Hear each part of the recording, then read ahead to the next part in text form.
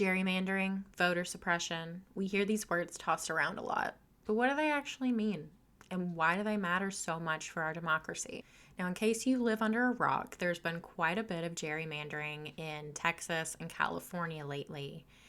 And I did a whole separate video explaining what's going on in those states.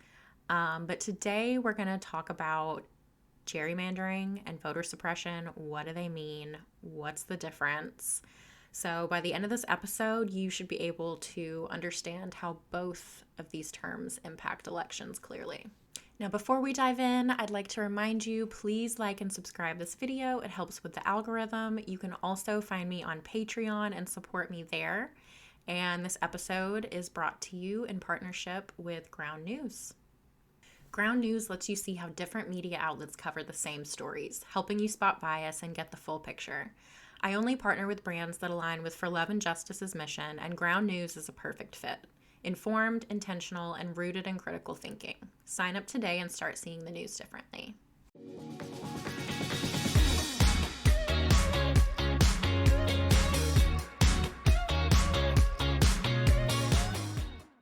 Now, what is gerrymandering? Essentially, it means manipulating district boundaries to favor one party or group.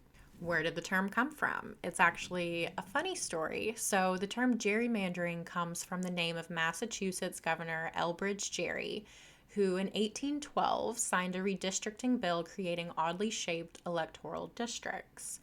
One of these districts was lampooned in a political cartoon in the Boston Gazette as resembling a winged salamander. So gerrymandering is essentially combining Jerry with salamander. Gerrymander. And what does voter suppression mean? Basically, voter suppression is deliberate actions or policies that make it harder for certain people to vote.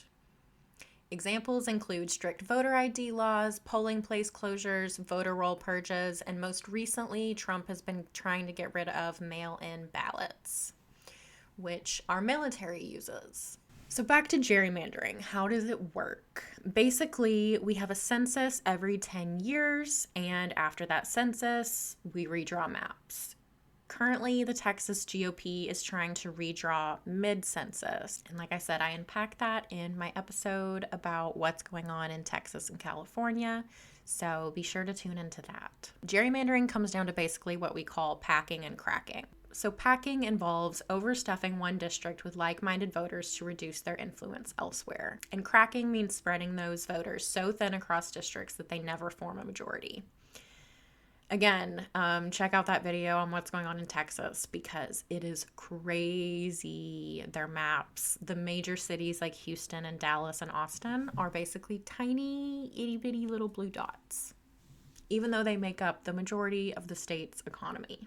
So who benefits from gerrymandering? Basically, incumbents and the party in power, the people redrawing the maps, are the ones who benefit. How does this work? So essentially, a party that wins just 50% of the statewide vote might end up with 65 to 70% of the seats. I'm not great at math, but that math is not mathing. Doesn't sound right, does it?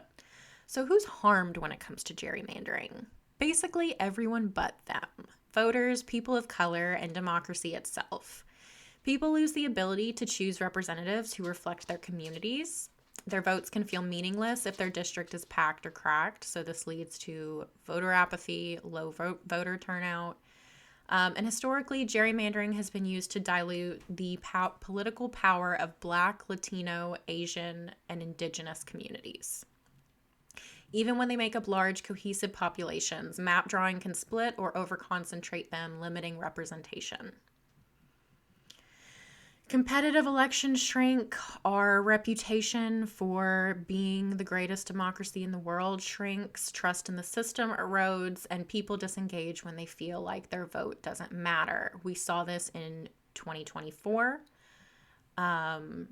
There was a lot of apathy. I don't have the numbers in front of me, but it was not a great turnout. And now we have Trump. So a high-profile example of gerrymandering would be what's going on in Texas and California now, but we can also look back to a few years ago for some more examples. So in 2018 in North Carolina, Democrats won about 50% of the statewide vote, but they only got 3 out of 13 seats, which is about 23%. Because the map was drawn to crack Democratic voters across multiple districts so they couldn't form majorities.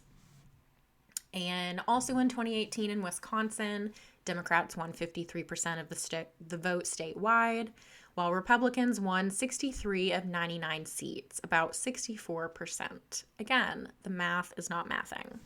And in Maryland in 2012, this is an example of it's not always Republicans doing it, right? Both sides gerrymander. This has been done for decades and decades and decades. So in 2012, Republicans won about 37% of this vote statewide. They only got 1 out of 8 seats, which is about 12%. Because Democrats had drawn the map to crack Republican voters into multiple districts, minimizing their influence. And in Texas in 2022, after the 2020 census, Texas gained 2 new congressional seats. Most of the population growth came from Latino, Black, and Asian communities, but instead of drawing new majority-minority districts, map drawers spread those voters across multiple districts, reducing their chance to elect candidates of choice, suppressing their representation. Now, voter suppression has a long, dark, ugly history, so let's take a little deep dive into the roots. After Reconstruction, Southern states systematically blocked Black Americans from voting through literacy tests, poll taxes, and grandfather clauses. These were often administered subjectively, with white voters being passed and Black voters being failed. Jim Crow laws codified racial disenfranchisement, and violence and intimidation at the polls was very common. It took the Voting Rights Act of 1965 to outlaw many of these discriminatory practices, but the fight didn't end there. Some modern tactics of voter suppression: we have reduced early voting windows. Cutting down the number of days or hours people can vote early especially harms hourly workers, caregivers, and people with limited transportation. An example, in Georgia, lawmakers passed restrictions reducing ballot drop boxes and early voting access after record turnout in 2020. Strict voter ID requirements. Supporters claim it prevents fraud, but studies consistently show voter impersonation is almost non-existent.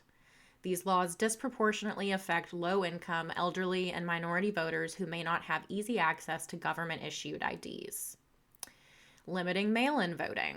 During the pandemic, vote by mail became essential. It's also always been essential for Americans overseas and military members overseas. But since the pandemic, several states have tightened the rules, like requiring extra witness signatures, banning ballot drop-offs, and making it harder to request an absentee ballot. And then there are also fewer polling places in communities of color. Closing polling location leads to hours-long wait times, and research from the Brennan Center shows Black and Latino voters are far more likely to wait over 30 minutes to vote compared to white voters.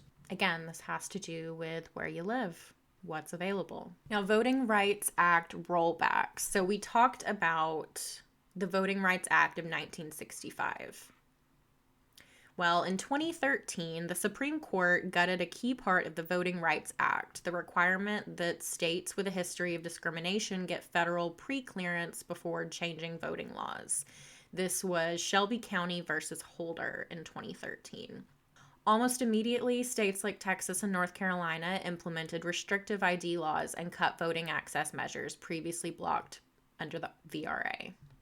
So what's the real impact of all this voter suppression? Voter suppression is the impact. Longer lines, fewer options, and more barriers means lower turnout, and the burden falls disproportionately on Black voters, young voters, disabled voters, and poor communities.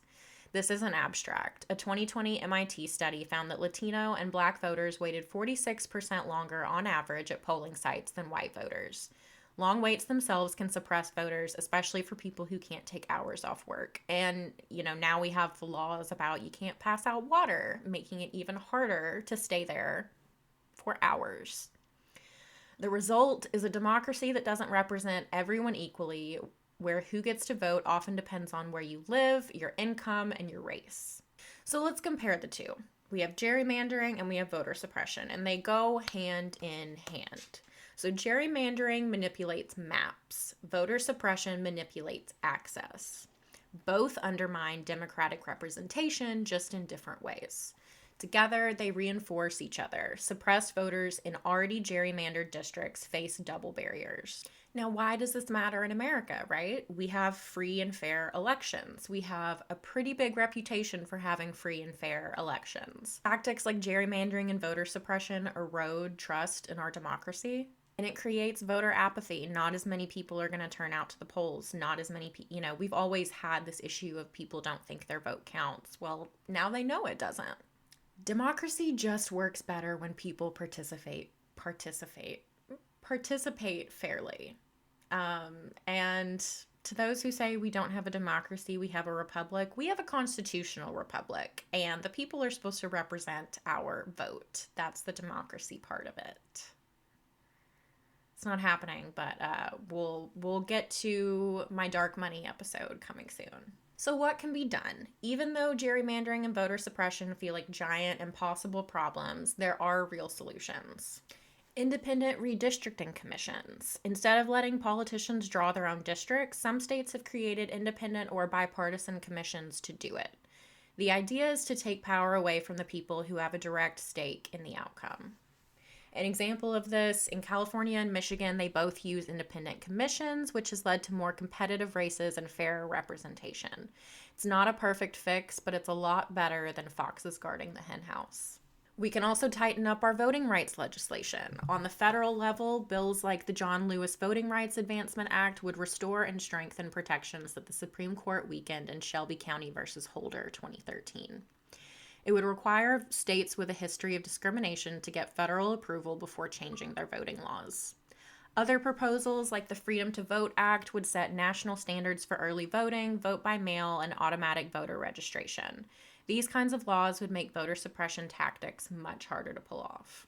There are also state-level protections and ballot initiatives, so when Congress stalls, states can step it up. Some states have passed their own Voting Rights Act, like New York and Virginia, which protect against discrimination in local elections.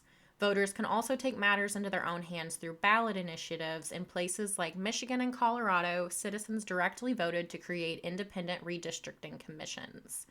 This shows that change doesn't always have to come from Washington. It can start locally. You can also contribute to public pressure and grassroots organizing. Politicians respond when people pay attention. Public outrage over unfair maps and voter suppression has already forced courts and legislatures to act. Call your senators, call your representatives. Grassroots groups are doing the on-the-ground work, registering voters, challenging bad maps in court, and making sure communities know their rights. So find these local grassroots organizations and support them, monetarily or with your time. Supporting these efforts, whether by volunteering, donating, or simply amplifying them on social media, literally just sharing it to your Instagram story with your followers, it makes a real difference. At the end of the day, these problems aren't abstract. They're about whether your vote actually counts. The good news is there are some fixes, from commissions to laws to grassroots movements, and they all share the same goal: putting power back in the hands of the people where it belongs. Thank you for listening to this episode of For Love and Justice. Your call to action is to register to vote, check polling info, support fair maps initiatives, and share this episode. And don't forget to like and subscribe. You think you just fell out of a coconut tree? You exist in the context of all in which you live and what came before you.